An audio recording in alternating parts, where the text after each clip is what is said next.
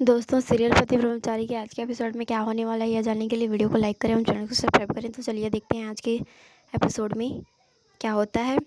ईशा जो है आरव को आकाश की सच्चाई बताती है, तो अब आरव जो है आकाश को अच्छे से सबक सिखाएगा। जी हाँ दोस्तों, फाइनली अब वह समय आ चुका है जब आरव के सामने आकाश का असली चेहरा आने वाला है। इस बार आकाश ने अपनी चालाकी में इतनी बड़ी गलती कर दी है कि उसका पूरा खेल उसी पर भारी पड़ गया। जिस साजिश से वह सूरज और आरव दोनों को बर्बाद करना चाहता था, वही साजिश अब उसके गले की फांसी का फंदा बनने वाली है। दरअसल दोस्तों, आरव को जैसे ही मेडिकल टेंडर मिला, वह खुशी से झूम उठा। उसने इस टेंडर को अपनी ज़िंदगी का बहुत बड़ा हिस्सा माना और एक अच्छा मौका माना। आरव ने दिन रात मेहनत करके मेडिकल कैंप की सारी तैयारियां पूरी कर ली थी। जगह जगह कैंप लगाए जा रहे थे, दवाइयों के ट्रक अलग अलग इलाकों में भेजे जा रहे थे और हर तरफ आरव की तारीफ हो रही थी।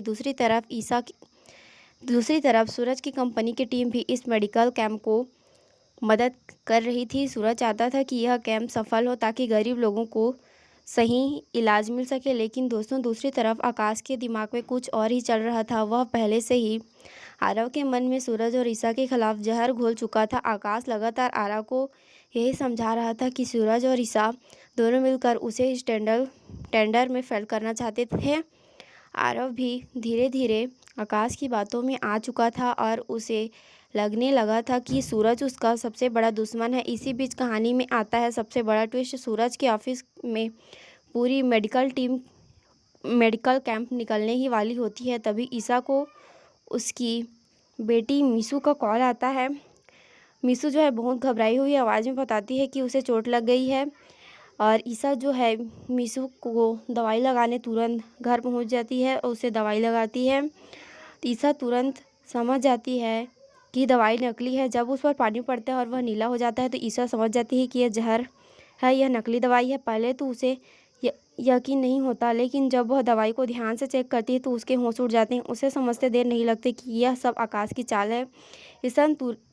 ईशा तुरंत काव्या को अपने साथ लेकर गोदाम जाती है और वहाँ जाकर जो नज़ारा देखती है ईशा, वह देखकर उसके पैरों तले ज़मीन खिसक जाती है। असली दवाइयों की जगह नकली दवाइयाँ भरी हुई थी। यह दवाइयाँ इतनी खतरनाक थी कि अगर किसी मरीज को लग जाती तो उसकी जान को भी खतरा था।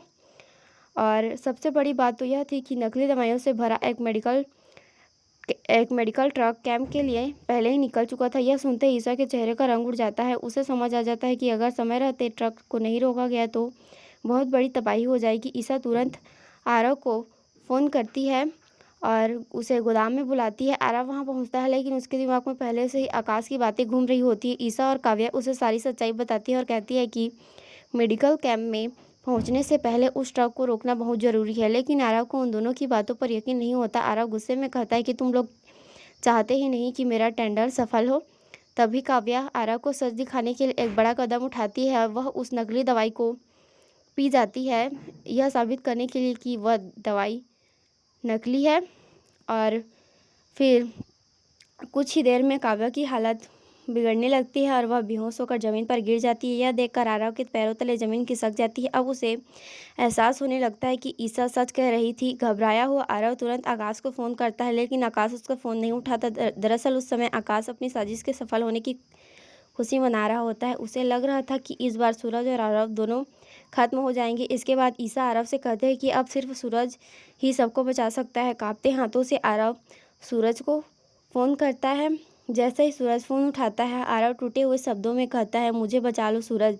इतना सुनते ही सूरज समझ जाता है कि कुछ बहुत बड़ा गलत हो चुका है। तभी ईशा फ़ोन लेकर सूरज को सारी बातें बताती है और कहती है कि मेडिकल कैंप में पहुंची दवाइयों को तुरंत रुकवाना होगा, क्योंकि वह सारी दवाइयाँ नकली है। दूसरी तरफ आकाश मेडिकल कैंप में खड़ा मन ही मन खुश हो रहा था। उसकी सबसे खतरनाक चाल यह थी कि नकली दवाई की पहली डोज सूरज के पापा को लगने वाली थी।